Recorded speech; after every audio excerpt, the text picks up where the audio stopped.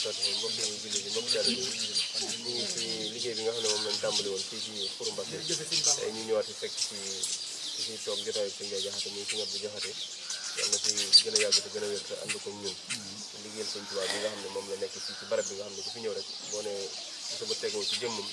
sa xel dem Sëñ Ndiaye Jaxate ak jotaayam bu tedd bi mu daan amal fii ci ndigalu sëriñ bi ak mag ñun jamonoon teloon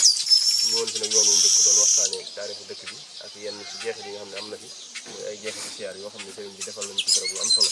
tey nag ñu jël si waat ci tuuti Hikma 28 TV muy télé bi leen di toppal tànk sëriñ bi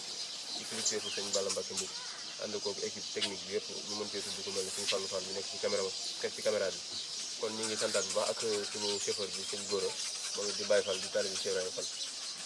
ñu fas yéene nag soobu ci waxtaan wi nuyu sëriñ bi bàyyi ko mu nuyu mbokk yi ñu seetaan biir réew mi ak bitim réew asalaamaaleykum. waaleykum salaam wa rahmatulah.